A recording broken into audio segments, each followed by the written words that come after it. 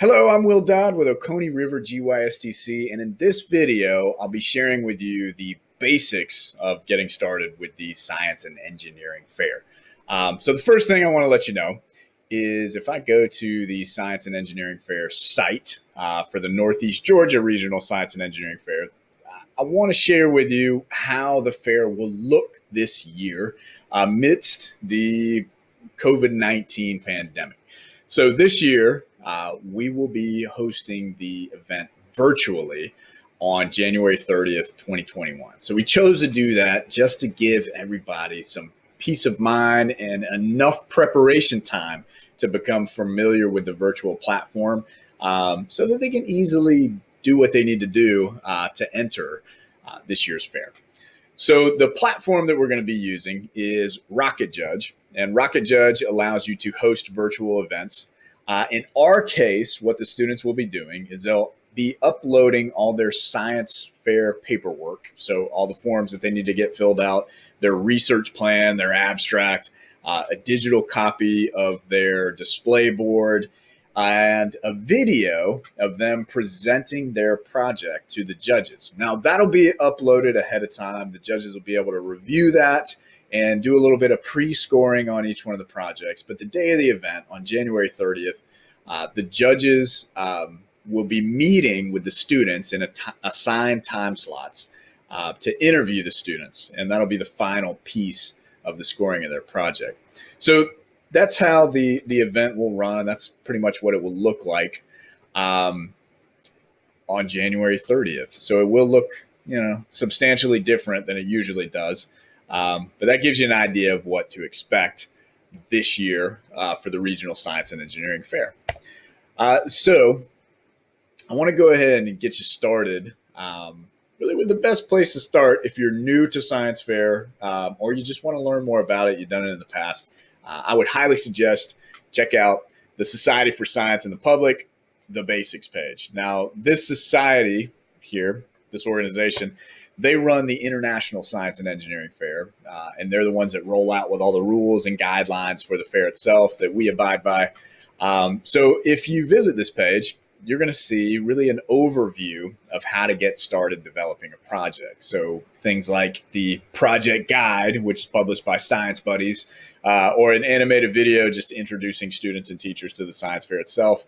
You're going to get a lot of great information from this website. So definitely check it out if you want to learn more just about getting started. I also want to share with you this resource that I found only recently. The University of Utah, they have a YouTube playlist that goes into depth of each step of developing a science fair project. And the videos are made by veteran science teachers that have sent many people to the international, or many students rather, which are people too, many students to the International Science and Engineering Fair. So a lot of wisdom is shared in these videos. I very much recommend check those out. So what are the judges actually looking for in a science fair project? So first, let me just show you the project rubrics themselves. So you can click that link and it'll take you to a Google Drive folder that contains the 4 different rubrics used to score the projects. Now, the first 2 are the junior division projects, which would be your middle schoolers. And then the last 2 here are the senior division, which would be high schoolers. Each one of those divisions has a rubric for science projects and engineering projects. Now, science projects are going to use the scientific method to answer a research question, and the engineering projects are going to use the engineering process to solve a problem or develop a solution to a problem, whether that be a product or a methodology or anything to that effect. Now, if you click on one of these rubrics, you're going to see just really the different areas that the projects themselves are going to be scored on, as well as the little paperwork pieces down at the bottom. So check those out, read through them, and send any questions about those that you have. Now, the next tips come from judges that have judged at our science fair before. And when I ask them, what do you look for in a winning project that you move on to the state level? And these are the common answers that I got from the judges. So the first one, just student excitement and genuine curiosity about the project topic itself. So to achieve that, I have a few tips that I'll share with you later in the video, but basically the students choosing a topic that they're actually interested in is very key in this piece right here. Another thing that judges look for is student knowledge and effective communication of the project to anybody, to general audiences. So that reminds me of something that Albert Einstein is quoted in saying is, if you can't explain it simply, you don't understand it well enough. So the students, being able to understand their project enough just to explain it to anybody that walks up, judges are looking for that. This one is something that I've heard many times from many different judges. They really love to see this in the projects, and that's real world application of the student's findings. So, the student answered a research question. Now what? What can actually be done with the information that the student gathered? What can industry, what can education do with the information that the student found? So be sure to include that in the conclusion piece of your project. And then finally, organization and effective display of data showing support for your conclusion itself. So organize your information in a manner that judges will be able to look at your board and see pretty easily, pretty quickly, what your conclusions actually are in your research question. So you may be saying, this sounds like a lot of work. What's the actual value of the Science and Engineering Fair itself? So first, I would say it can tap into students' existing curiosities. And because of that, it'll drive them through completing the administrative tasks needed to find answers, and many times arrive at better questions than they had originally, which of course would then lead into further research that they can complete for the next science fair if they wanted to. Another huge benefit is it allows students the opportunity to develop marketable soft skills, such as problem finding and defining, problem solving, independent research skills, collaboration, and written and oral communication skills, all of which are skills that employers look for, especially in innovative job positions. So something that I would always do with my students when I was getting them started on science fair, just to help them choose a topic that's going to be effective for them developing a project, is I would ask them, what activities do you enjoy when you're not working on schoolwork? And I would have them list 3 activities. And out of those 3 activities, I would get them to try to come up with a research question or an engineering prompt. And what I would do is when I received those is I would kind of brainstorm myself and come up with a few ideas myself, and we would kind of guide the discussion from there. So some examples of answers that I would get from students would be shopping and fashion, which, sounds like something that may be difficult to create a science fair project with. But a research question that a student could possibly ask would be, which fabrics provide the most thermal insulation for cold weather protection? Definitely a testable question, definitely something that would have real world implications. So yeah, you could definitely go that path. Or if you wanted to go the engineering path, how might I design a more environmentally friendly cosmetic product? So that would definitely solve a problem, and you'd have to iterate on your designs to actually arrive at something that would be useful. Another topic that you might get with student answers would be texting with friends. I love to do that. So a research question might be, what materials will allow me to effectively block a mobile device's cell signal? Which definitely you could run a lot of tests and arrive at how you could, build something to block mobile device cell signal. Or if you wanted to go the engineering route, how might I design a more effective messaging app that's really directed towards middle school students? That would really take a lot of market research and user experience research as you iterated to come up with your final design. So that would definitely be a good project.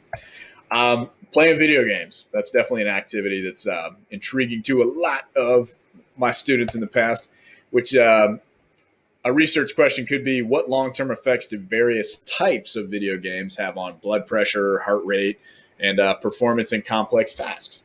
So definitely real-world implications for that one, or an engineering route for that one. How might I design a video game that to assist children with physical therapy needs? So definitely some potential there. Playing sports. If sports was a topic, students could maybe ask a question like, which materials and construction methods of baseball bats hit the furthest distance? Or if you wanted to go engineering, how might I design a more effective football helmet to prevent injuries contributing to CTE? So definitely something that they could test out and come up with a better solution for that. So when coaching students in competition, I highly suggest asking students what their intent is. And the reason why I say that is if their intent is just to compete for the experience of it, you're going to find that a lot of the topics and projects may seem overdone, like volcanoes and coke geysers and things like that. They're overdone. But to students, they may be groundbreaking and really spark a lot of interest in pursuing STEM careers for that student. So if the student, their intent is really just to participate for, the sake of gaining the experience, I would say don't be afraid to let them try out one of those, overdone projects that seem silly to you. But, you can encourage them to do it in a novel and innovative way.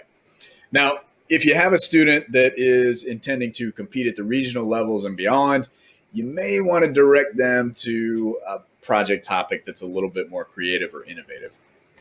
But again, that all depends on the student. What's best for the student in that situation? So another thing that students get hung up on is hypothesis. What if my hypothesis is wrong at the end of my project? Well, I would say to you, no problem. The judges that are judging your project would be totally fine with you having a hypothesis that was unsupported by your evidence, because that would show that you learned something. Now, Steve Spangler, he's got a great quote on this. He says, encourage students not to think of hypothesis as right or wrong, but rather supported or unsupported. And if you have an unsupported hypothesis at the end, that just means you learned something new. And that, making mistakes like that is all part of the learning process. And again, let me reiterate, the judges would be totally fine with you having an unsupported hypothesis at the end of your project because they want to see that you've learned something at the end. Now, this document is a suggested timeline for completing a science fair project. It is set up as a 6-month timeline, getting started in August or September. And it leads you through competing in January. So you can definitely use this as a template to complete a project this year.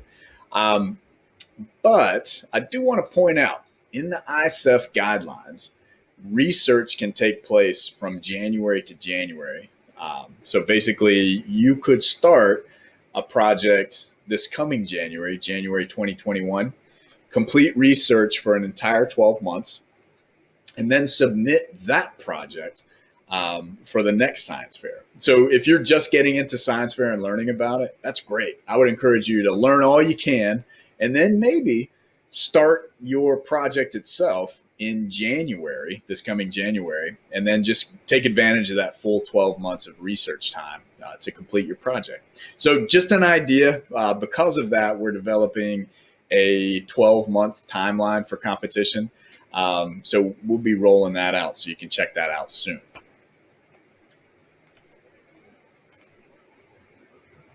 So paperwork management. This is a touchy subject. I'll go ahead and admit, as a teacher, I did not look forward to the paperwork management of the Science and Engineering Fair.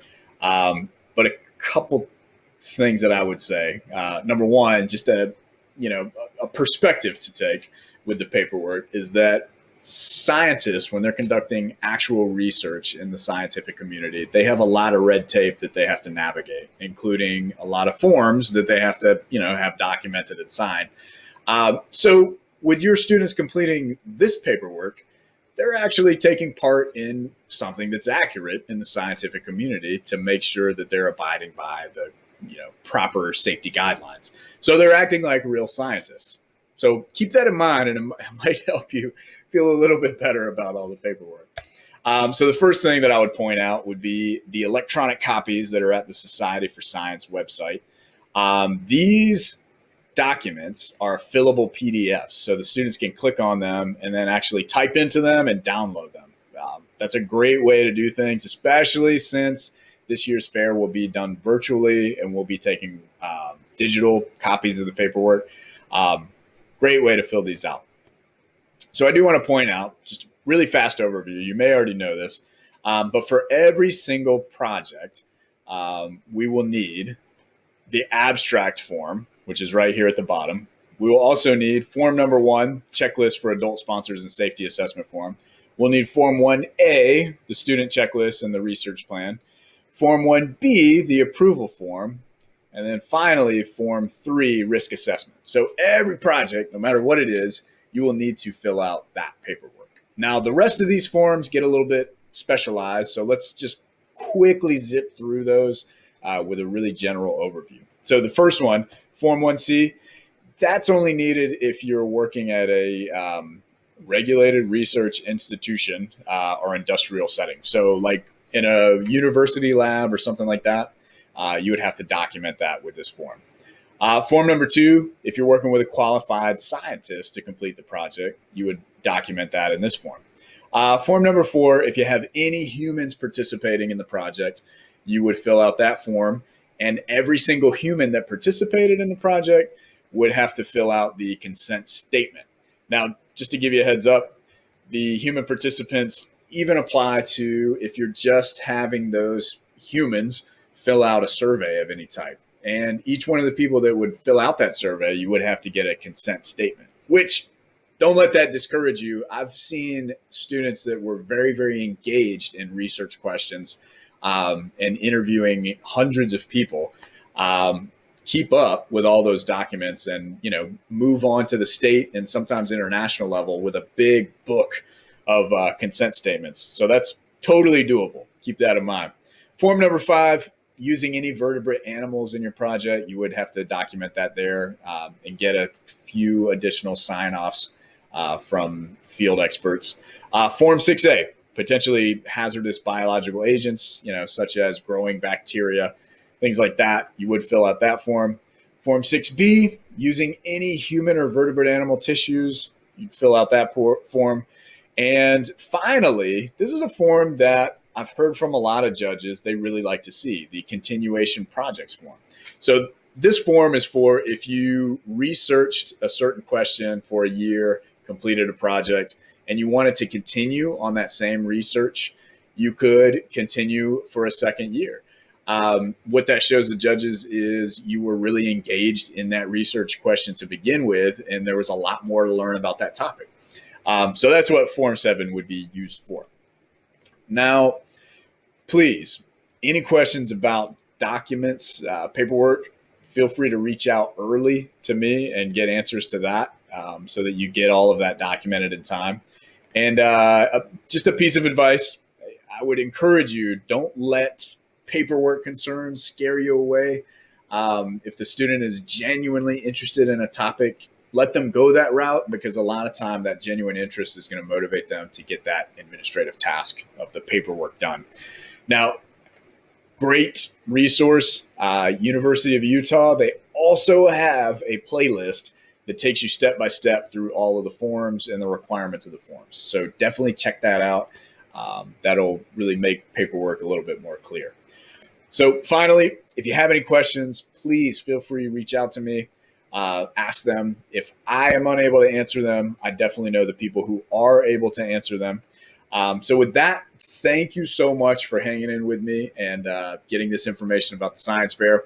I hope you have fun with these projects, and I hope to see you in January virtually.